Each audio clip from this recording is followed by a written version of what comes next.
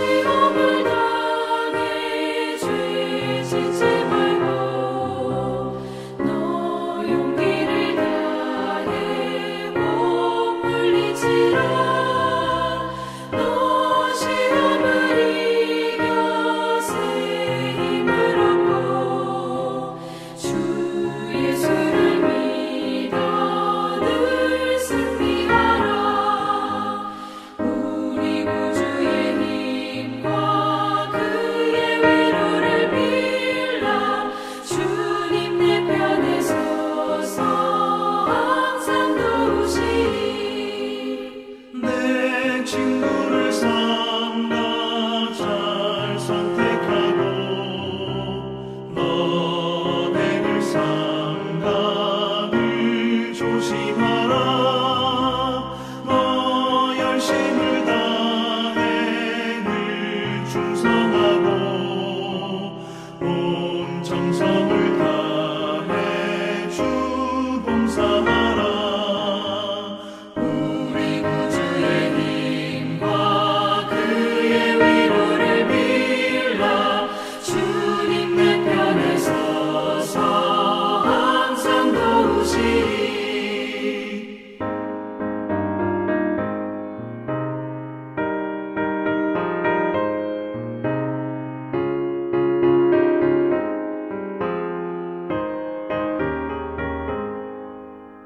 잘 이기는 자는 상 받으리니 너 낙심치 말고 늘 전진하라. 내 구세주 예수 힘 주시리니 주 예수를 믿어 늘 승리하라. 우리 구주의 힘과 그의 위로를 빌라. 주님 내 편에 서서 항상 도우시리.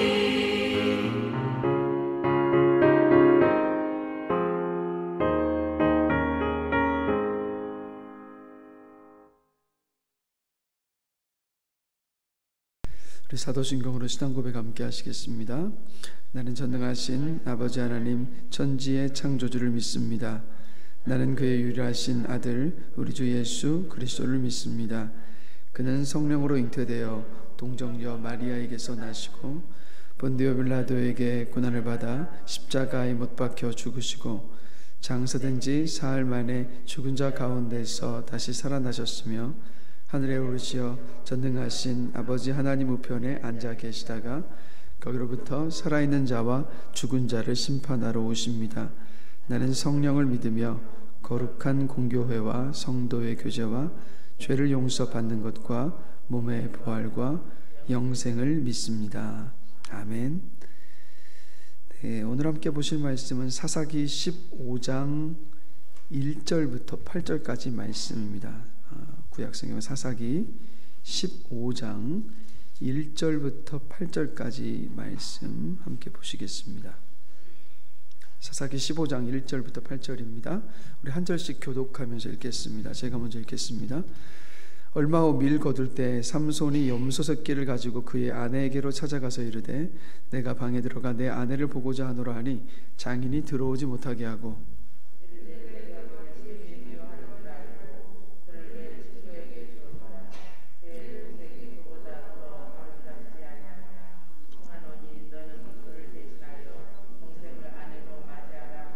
삼손이 그들에게 이르되 이번은 내가 블레셋 사람들을 해할지라도 그들에게 대하여 내게 허물이 없을 것이니라 하고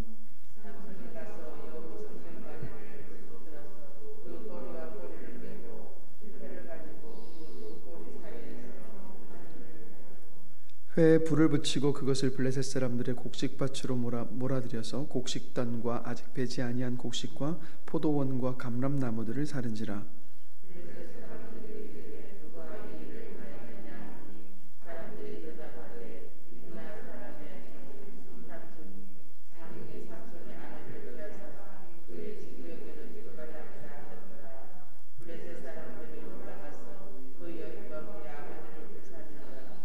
삼손이 그들에게 이르되 너희가 이같이 행하였은즉 내가 너희에게 원수를 갚고야 말리라 하고 블레셋 사람들의 정강이와 넓적다리를 크게 쳐서 죽이고 내려가서 에담 바위 틈에 머물렀더라.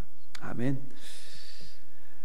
삼손은 자기가 낸 수수께끼를 신부가 자기에게 알아내고 답을 알아내고 난 다음에 그걸 이제 알려줘서 블레셋 사람들이 맞추고 나니까 화가 나서 신부를 이제 원래 신부 집에 두고 자기 집으로 돌아가 버렸습니다. 아마도 지금 오늘 본문에 보시면 1절에 보시면 얼마오 밀 거둘 때라고 말을 하고 있는데 아마도 이 삼손이 딥나에 있는 이 여인과 결혼하려고 했었던 시기, 결혼식을 가졌던 시기가 봄쯤인 것 같습니다. 이렇게 놓고만 상당한 시간이 흘렀다는 얘기가 되겠죠. 그래서 이제 어쨌든 신부에게 화가 난 마음을 두고 분노한 마음을 두고 자기 집으로 돌아갔다가 마음을 추스리고 나서 염소 새끼 한 마리를 들고 선물로 들고 다시 신부를 만나러 갔습니다. 자, 그런데 어떻게 됩니까? 2절을 보시면 이 신부 아버지가 훌쩍 떠나버린 삼손의 행동에 삼손이 자기 딸을 아주 심하게 미워한다고 생각을 했습니다. 그래서 어떻게 했냐면 삼손의 친구와 결혼을 하게 했던 겁니다. 근데 충분히 이해할 수 있는 상황이지 않습니까? 삼손이 버리고 화가 나서 떠난 거였기 때문에 뭐 봄에서 가을 정도 기간이라고 한다면 뭐 얼마든지 이 신부의 아버지 행동이 이해가 됩니다. 자, 그런데 삼손은 자기가 한 일은 돌아보지 않고 크게 이제 화를 내죠. 그래서 신부의 아버지가 동생을 신부로 주겠다고 하지만 삼손의 귀에는 그 소리가 들려오질 않습니다. 그래서 3절을 보시면 화가 난 삼손이 이렇게 말하죠. 이번은 내가 블레셋 사람들을 해할지라도 그들에게 대하여 내게 허물이 없을 것이니라 라고 말합니다. 그러니까 결혼식에서 자신이 벌였던 그 일들이 잘못된 일이었음에도 불구하고 뭐라고 말하는 거냐면 나에게 전혀 허물이 없다라고 이야기하고 있는 거예요. 그러니까 분을 삭히지 못하는 자신을 이제 합리화하고 있는 이 삼손의 모습을 봅니다. 그리고 나서 삼손이 바로 행동에 옮기는데 어떤 행동입니까? 자, 4절과 5절 함께 보실까요? 우리 같이 한 목소리로 읽도록 하겠습니다. 삼손이 가서 여우 300마리를 붙들어서 그 꼬리와 꼬리를 메고 회를 가지고 그 두 꼬리 사이에 한 회를 달고 회에 불을 붙이고 그것을 블레셋 사람들의 곡식밭으로 몰아들여서 곡식단과 아직 배지 아니한 곡식과 포도원과 감람나무들을 사른지라. 이 사건을 보면서 삼손이 도대체 어떻게 300마리의 여우를 잡았을까? 여기에 많이 궁금해하시는 분들이 많아요. 그렇죠? 어떻게 잡았을까요, 여러분? 저도 모르겠습니다. 성경에서 기록을 하고 있지 않으니까. 중요한 것은 이 여우 300마리를 어떻게 잡았냐가 중요한 게 아니라 삼손이 자기의 화를 이기지 못해서 충동적으로 저지른 사건이 바로 이 사건이라는 거예요. 그래서 여우 300마리를 잡아다가 2마리씩 꼬리를 묶은 다음에 거기 꼬리에다 불을 붙인 다음에 이 300마리를 다 풀어버린 겁니다. 자, 1절에 보면 밀 거둘 때라고 이야기했으니까 밀을 수확할 시기니까 난리가 났겠죠. 뭐 수확할 밀밭이 다 타버렸을 거라는 말입니다. 자, 그러자 뭐 큰 피해를 입고 나니까 블레셋 사람들이 왜 이런 일이 벌어졌는가 조사를 했습니다. 그러니까 6절을 보니까 이제 알아낸 거죠. 삼손의 장인이 삼손의 아내를 삼손의 친구에게 준 것 때문에 삼손이 화가 나서 이런 일을 저질렀다라는 것을 알아낸 겁니다. 자, 그러자 끔찍한 일이 벌어집니다. 블레셋 사람들이 어떻게 합니까? 바로 그 여인 삼손과 결혼하려 했었던 그 여인과 그 아버지를 불살라버린 거예요. 그러니까 삼손의 충동적인 행동 때문에 끔찍한 일들이 지금 벌어지고 있는 겁니다. 자, 7절을 또 함께 보실까요? 다 같이 한번 읽어보겠습니다. 삼손이 그들에게 이르되 너희가 이같이 행하였은즉 내가 너희에게 원수를 갚고야 말리라 하고, 이제 또 화가 나서 원수를 갚는다는 명목으로 다시 수많은 사람들을 죽인 겁니다. 그리고 나서 8절에 보면 에담 바위라는 곳에 바위의 그 틈에 숨어 있었습니다. 자, 삼손의 이 행동들을 보면 이랬다고 수십 명 죽이고 저랬다고 곡식을 다 태워버리고 신부와 장인어른을 죽음으로 내몰아버리고 원수 갚는다고 다른 사람을 또 죽입니다. 삼손이 지금 가는 곳마다 사람이 죽고 비극적인 일들이 계속해서 지금 일어나고 있어요. 그러니까 삼손을 통해서 그렇다고 해서 하나님께서 드러나는 것도 아닙니다. 이스라엘의 구원이 임한 것도 아니에요. 이스라엘의 평안이 온 것도 아닙니다. 또 그렇다고 이스라엘 백성들이 삼손 때문에 그들의 그 신앙을 회복한 것도 아니에요. 그러니까 삼손은 사실 가만히 돌아보면 사사기의 어느 사사보다도 특별한 은사를 받은 사사입니다. 그래서 보면 어떻게 하고 있습니까? 맨손으로 사자를 때려잡았고요. 2개의 세 줄을 마치 세 줄로 묶임을 당했을 때 마치 불에 탄 삼처럼 쉽게 툭 끊어버리기도 했고요. 나귀 턱뼈를 가지고 블레셋 사람 1000명을 죽이는 능력을 가진 사람이었습니다. 자, 이런 일들이 어떻게 가능했습니까? 하나님의 능력이 임하였기 때문에 가능했다라는 거예요. 자, 그러나 이렇게 하나님의 능력이 임하였음에도 불구하고, 자, 삼손의 문제는 어디에 있었냐면 하나님의 능력을 입었습니다. 그런데 겸손함도 없었고 자제력도 없었다라는 거예요. 그래서 여기서 함께 생각해 보신 것은 뭐냐면, 성경을 보면 성령의 은사와 성령의 열매를 구분하고 있는 모습을 봅니다. 그래서 성령의 은사를 가졌지만 성령의 열매가 없을 수가 있다라는 거예요. 그래서 성령의 은사는 뭐냐면 교회를 섬기기 위한 능력이고요. 성령의 열매는 뭡니까? 바로 예수님을 닮은 성품이잖아요. 그래서 갈라디아서 5장 22절을 보면 사랑과 희락과 화평과 오래 참음과 자비와 양성과 충성과 온유와 절제가 바로 성령의 열매라는 거예요. 그래서 이 성령의 열매는 인품이고 성숙함이고 예수님을 닮아가는 모습이라는 겁니다. 그래서 삼손을 통해서 우리가 보는 것은 뭐냐면, 아무리 성령의 은사가 강력하게 나타난다 할지라도, 그 은사를 드러내고 발휘하고 사용한다 할지라도 그 내면은요 황폐해질 수 있다라는 거예요. 그래서 외적으로 뭐 가르침의 은사가 되었든 리더십이 되었든 뭐 방언의 은사가 되었든 상담의 활동을 왕성하게 뭔가 은사를 사용해서 성공적으로 한다 할지라도 그 삶 속에서 유혹과 실망과 분노와 두려움에 사로잡히고 굴복할 수 있다라는 것을 볼 수가 있습니다. 그래서요, 영적인 은사를 가지고 있다라고 해서 우리의 그 내면이 영적으로 우리가 괜찮은 것이 아닐 수도 있다라는 겁니다. 영적인 은사가 절대로 내 영혼이 잘 되고 있다라는 것을 나타내는 증거가 될 수가 없다라는 거예요. 그래서 여러분, 저와 여러분들의 영혼의 상태는 뭘 보면 알 수 있냐면, 내 삶에 성령의 9가지 열매가 맺혀져 가고 있느냐 아니냐, 그것을 통해서 내 영혼의 상태를 분별할 수가 있는 겁니다. 그래서 성령의 열매가 나타나고 있다면, 그렇다면 지금 내 영혼이 건강하게 주님을 닮은 모습으로 지금 성장하고 있다라는 겁니다.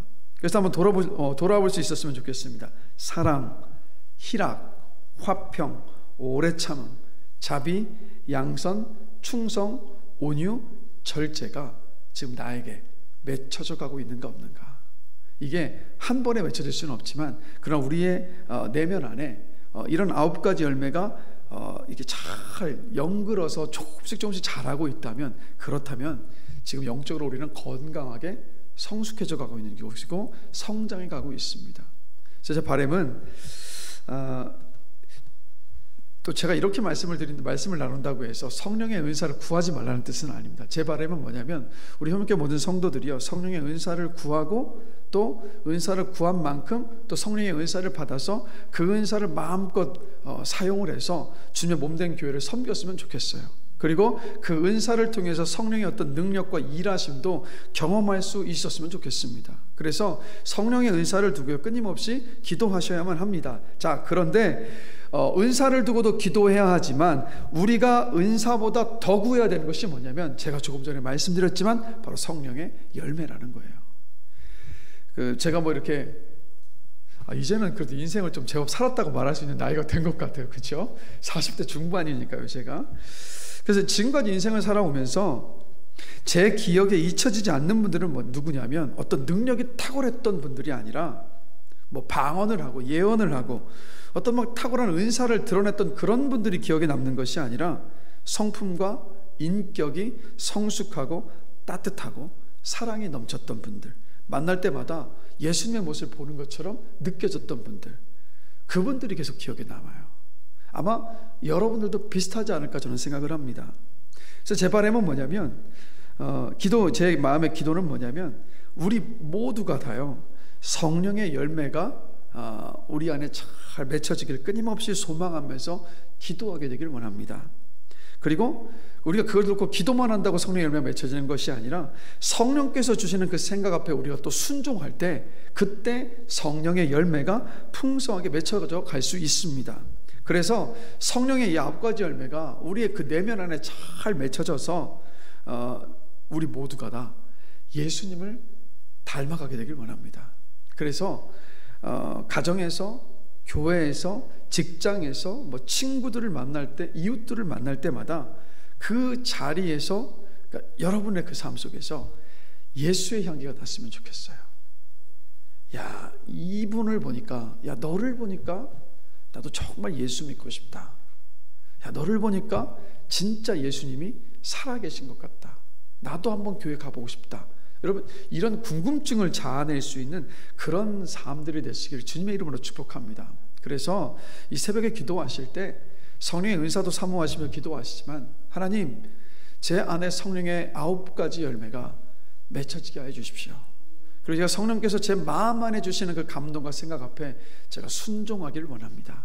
그래서 제가 정말 예수를 닮은 모습으로 작은 예수가 되어갈 수 있도록 주님 은혜를 주시옵소서라고 우리 그렇게 함께 기도할 수 있는 오늘 이 새벽 시간이 되기를 원합니다. 그래서 작은 예수로 어디를 가시든 예수 향기를 마음껏 뿜어내시는 귀하고 복된 삶이 되시기를 주님의 이름으로 축복합니다.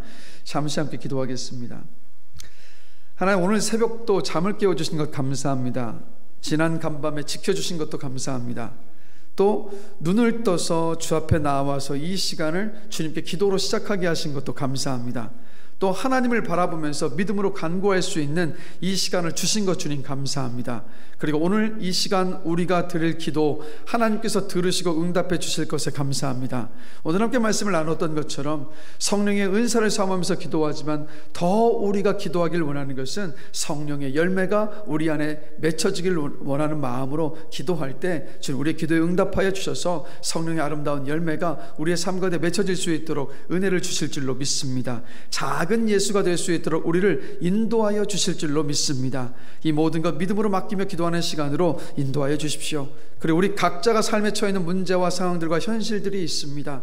하나님, 그 모든 문제와 상황과 그 현실들, 그 고민들, 아픔들, 또 고난의 어떤 문제들 다 끄집어 내어놓고 주 앞에 맡기며 또 기도하는 이 시간, 하나님 아버지, 우리의 기도를 들으시고 신실하게 응답하여 주실 줄로 믿습니다. 마음 안에 평안함으로 채워주시고 소망을 더하여 주시고 용기를 더해 주시고 담대함을 허락해 주셔서 이 모든 상황과 현실과 상관이 없이 넉넉하게 승리하며 이겨낼 수 있는 그러한 삶으로 주님께서 이끌어 주실 줄로 믿습니다. 그래서 이 시간 기도할 때 두 마음으로 나뉘어져서 의심하는 마음으로 기도하는 시간이 아니라 정말 주님께 소망을 두면서 한 마음으로 주 앞에 믿음으로 간구하는 시간이 될 수 있도록 성령 하나님 우리의 기도 가운데 함께 하시고 우리를 도와 주시옵소서. 감사합니다. 예수 그리스도의 이름으로 기도드렸습니다. 아멘. 하늘에 계신 우리 아버지, 아버지의 이름을 거룩하게 하시며 아버지의 나라가 오게 하시며 아버지의 뜻이 하늘에서와 같이 땅에서도 이루어지게 하소서. 오늘 우리에게 일용할 양식을 주시고 우리가 우리에게 잘못한 사람을 용서하여 준 것 같이 우리 죄를 용서하여 주시고 우리를 시험에 빠지지 않게 하시고 악에서 구하소서. 나라와 권능과 영광이 영원히 아버지의 것입니다. 아멘.